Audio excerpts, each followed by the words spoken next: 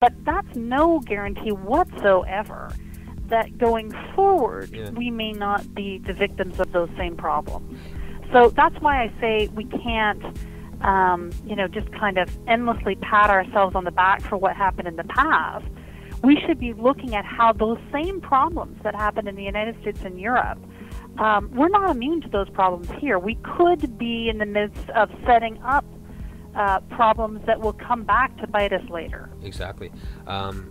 Now, when I look at the Canadian banking system and put it side by each with the too big to fails in America, I see our banks are almost as leveraged, if not just as leveraged as they are. They engage in the same casino-style speculative investment. They carry huge exposure to derivatives markets, etc.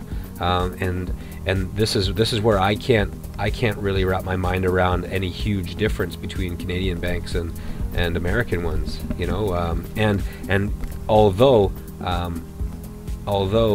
there was a huge bailout which was talked about endlessly by the public in America, there was also a bailout in Canada too, right? Yeah, the words bailout get to be really emotionally charged. Yeah. The banking industry in Canada would say, no, there wasn't a bailout because it's not as though we were going bankrupt and public money was poured into us, for nothing. Right. Which is true. I mean, if your standard for a bailout is that they had to be on the brink of failure and got any amount of cash poured on them, then that's not what happened. But what did happen was that long before they got under serious pressure, they were given opportunity to access funds through a variety of channels that were created really on the spur of the moment to confront the crisis. So before they got into trouble, they were given an ample cushion so that they wouldn't get into trouble. Proactive bailout. Yeah, in effect. Now, I'm not saying that without those actions, Canadian banks would have been in precisely the same situation as banks elsewhere. Yeah. But the point was that it was telegraphed far and wide that the Canadian government would do whatever was required to make sure Canadian banks were protected from ever coming to that point. Right. And that's, I get that, you know what you just said there, that could be a key difference between us and the Americans. We were already in our government is more in a position of being able to do that because we hadn't been running massive deficits at the time. So it's and of course we have the Bank of Canada, which is different than the Fed, right? And was able to use different mechanisms to affect cash and loan support during the crisis, rather than just a straight shoveling money at you bailout, right? Well, there are a number of differences between Canada and say the U.S. that come into play there. I'll give you one in particular that I'm thinking of. Okay. I mean, the kind of linchpin of the financial crisis in 2008 was the issues that arrived because of the subprime mortgage crisis, right? Right. And in Canada, the mortgages that are the higher risk, that is the mortgages where down payments are smaller, are already very credibly insured by the government, by the Canadian Mortgage and Housing Corporation. Okay. So in effect, the Canadian banks and their mortgage business was already protected from some of the issues that started to create such havoc during the financial crisis in the U.S. So given that the government and ultimately we, the taxpayers and citizens, were standing behind the residential mortgage business of the banks, that helped them to avoid some of the problems that we saw south of the border. Okay. Now, we spoke with David McDonald of the Canadian Centre for Policy Alternatives right about the time when the study called The Big Bank Secret, Estimating Government Support for Canadian Banks During the Financial Crisis came out. Now, during that conversation, he had mentioned that three of Canada's banks, the CIBC, BMO, and Scotiabank, were technically underwater with government support, which, however you want to refer to the support, exceeding the market capitalization of the bank. Now, is this something that Canadians should be concerned about right there? Well, I mean, I can't speak to his study and his calculations, but I would speak to my own study, which is to say that I mean, clearly there was every opportunity afforded Canadian banks during the financial crisis to cushion them. Okay. And, and our real problem is what's going to happen going forward. Like, are we going to assume that our banks are never going to get into the kind of problems that banks in Europe and the United States and elsewhere are into? Mm-hmm. I mean, I would think that's pretty naive. So whatever the history was during the financial crisis of 2008, I think we'd be more prudent to learn from that history to try and create a system that doesn't tend to have these very risky activities which bring us close to the brink of crisis. Whether we actually got to the brink or we stopped a little short of the brink or whatever, that's history. What I'm concerned about is what's going to happen in the future. Okay, that leads perfectly to my next question, as a matter of fact. You began your report, No More Swimming Naked, The Need for Modesty in the Canadian Banking System, with Warren Buffett's famous saying, you only find out who is swimming naked when the tide goes out. Yes. What does it mean for a bank to be swimming naked, and when can we expect the tide to go out? What signifiers will there be that the tide is going out? Well, first on the swimming naked point, that really speaks to the possibility that a bank, or really any other firm, but let's take a bank, is taking risks which are excessive. Okay. And, of course, in good times, they can get away with highly risky activities because, things are more relaxed and it's easier to recover if risky moves turn sour. That's when the tide's high. In other words, you can't see who's swimming naked. But when the tide goes out, those things that were acceptably risky in good times suddenly become huge problems. Mm-hmm. So subprime was really profitable during a number of years before the crisis. It's only once the crisis started to brew that the subprime business, took down a lot of, reputable firms in the United States. Yeah.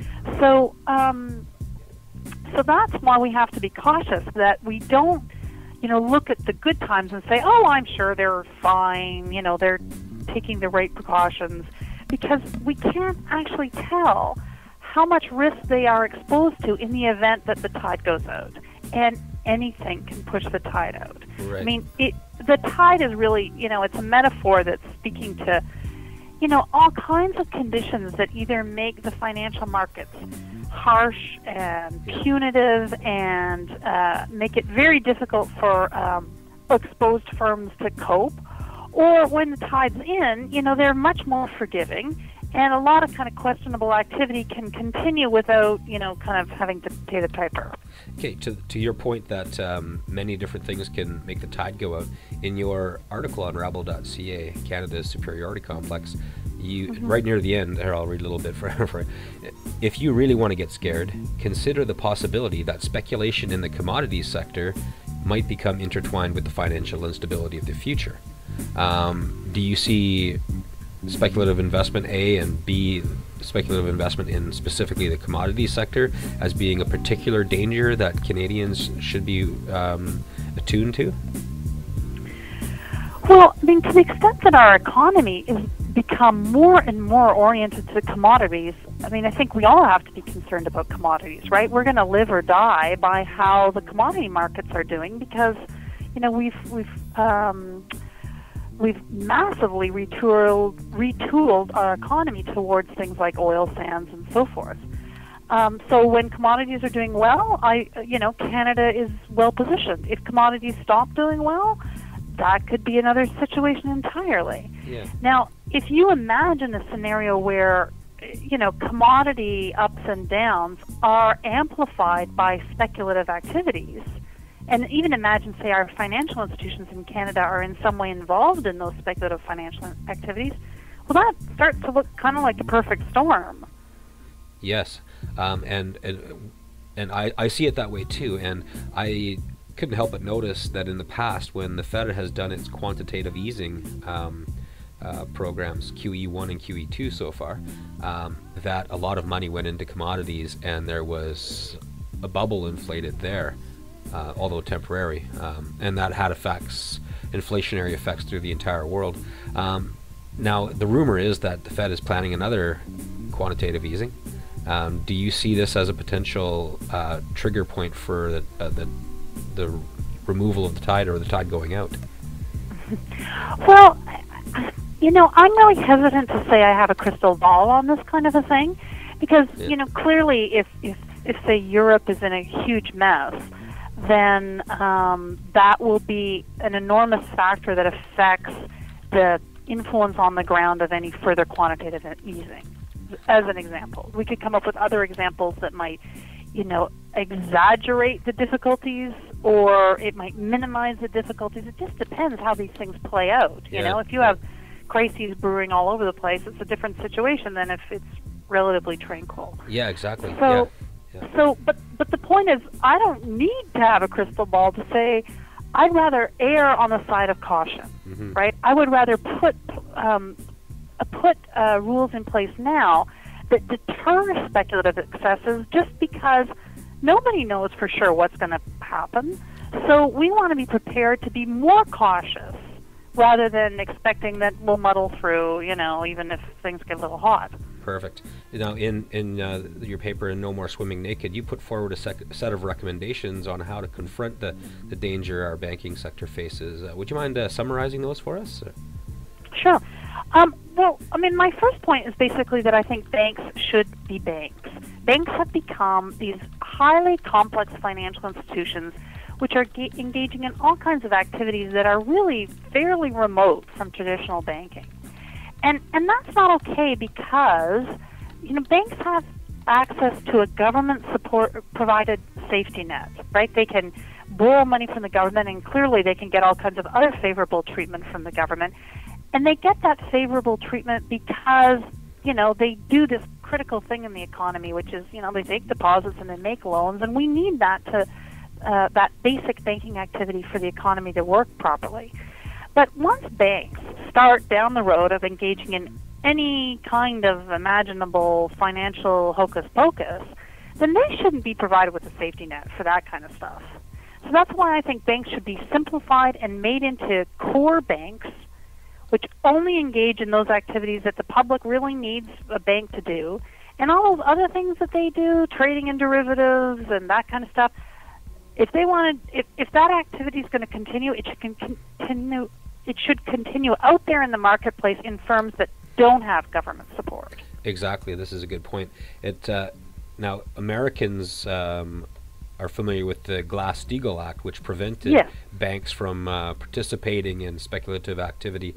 In Canada, our Bank Act used to delineate 3 pillars of the economy. I believe one of them would be insurance, other would be investment banking, and then there was just the pure banking, right? At some point along the road, our banks were able to engage in all of that activity. Yes, well, we deregulated in Canada, and then the United States deregulated also.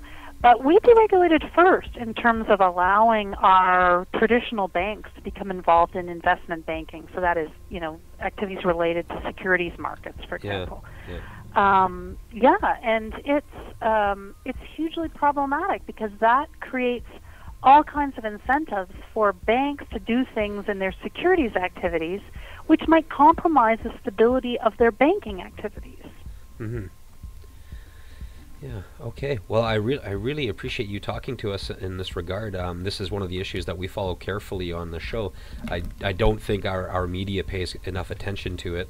And the reasons being, of course, that maybe there's not enough people like you out there making these concepts and issues understandable to the layperson. Well, I'm delighted to do it, because it is affecting us all so deeply, and we really cannot afford to let something as important as policies around how our banks run just fly under the radar screen until there is some huge problem, at which point we'll all be saying, how could this have been allowed to happen? Yeah, and trying to put a silver lining on this, do you see Canadians or the general public becoming more engaged in this debate since the 2008 financial crisis?